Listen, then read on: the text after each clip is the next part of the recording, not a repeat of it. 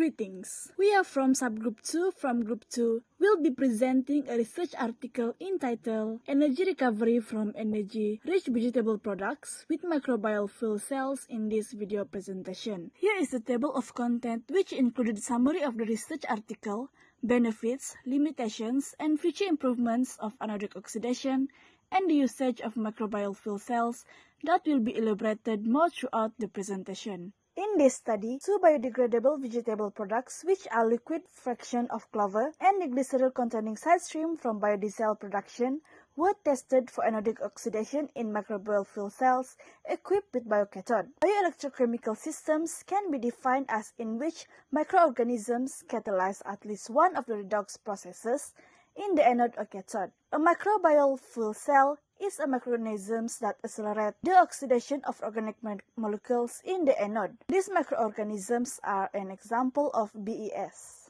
The objective of this study was to test if numerous amino acids that present in phloem sap can be used as a substrate in the anode of MFC with a biological open-A cathode. Other than that, clover sap and glycerol were also examined. In materials and method, there are two parts. Firstly, microbial fuel cells. 3 microbial fuel cells were constructed such as figure 1. After the operation with sodium acetate, the electron donor of R1 was subsequently changed to 5 amino acids that are stated in the slide and over sub. These 5 amino acids serves as benchmark reference. Several months after sodium acetate operation, the anodes of R2 and R3 were operated in a continuous mode by means of peristaltic pump and syringe pump with a concentrated analytical glycerol solution. Then, only anodes R2 was operated with industrial glycerol. The cathodes of R1 and R2 were operated as biocathodes and R3 was operated with a non-biologically catalyzed cathode. The second part is measurement. The graphite rod contacts of both the anodic and the cathodic electrode were connected to an external resistor or to a bistate potentiostat. A data acquisition unit recorded the voltage difference every minute. These experiments were performed at room temperature and all the calculation and polarization curves were performed. Results and discussion. Where the first table indicates that the phloem sap of plant tissue contains high concentrations of rapidly biodegradable compounds such as sugar and amino acids. Therefore, they can be an interesting substrate for powering electrical devices or sensors in natural habitats since they can be easily converted into current with a competitive production of power. However, the second graph shown that there is no significant differences were observed between analytical and industrial glycerol. As a conclusion, the combination of biocathode and the oxidations of amino acids and clover sap can be an interesting electron donor for MFCs, which resulting current and power production. Secondly, the constant oxidation of industrial glycerol in MFC with the biocathode results in both current and power production successfully. Benefits of anodic oxidation and use of MFC. First, low requirement for carbon supply. The MFC system can operate very efficiently at low COD to nitrogen ratio. This reduces the requirement for an external carbon source supply. Second, reduced contaminants and greenhouse gas. The root of plants could uptake ammonia, nitrogen, and parts of the pollutants to promote the degradation of contaminants in the wastewater and reduce the greenhouse gas. The third one, ideal electricity generator. The role of plants is important in the MFC system, including their role in excreting oxygen and organic matter into the rhizospheres. This makes MFC system an ideal approach to generate electricity at sites and reduce global warming as they can decrease methane emission. And the last one is economic. Energy saving as direct electricity generation.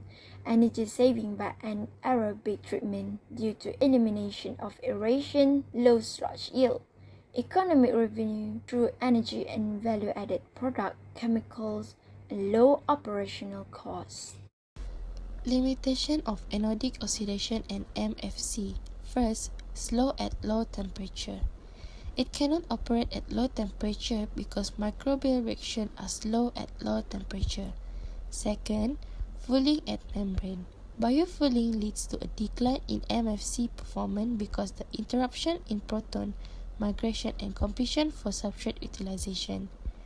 Third, not enough power. The power created by the cell might not be enough to run a sensor or transmitter continuously. And the last one is lower rate.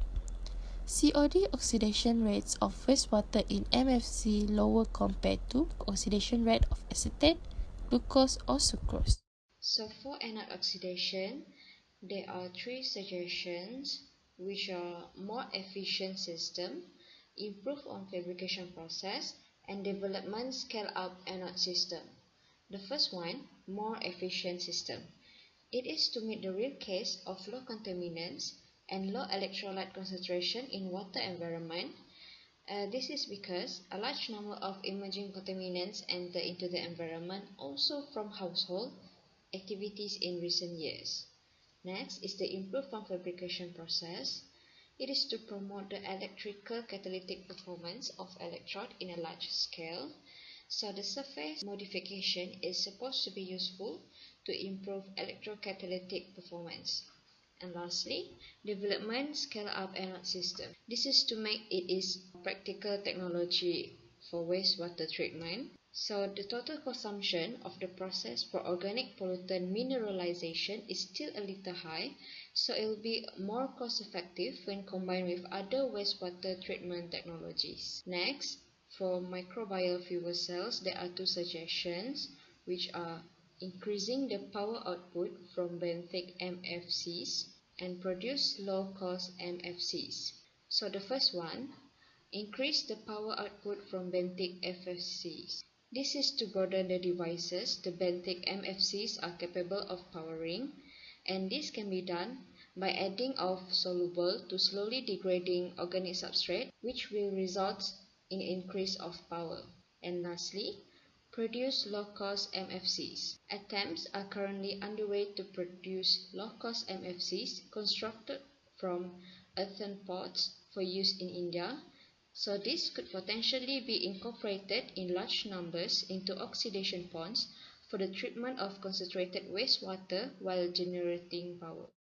Here is the reference of the journal and the list of members who contributed for the presentations. That's all from us. Thank you.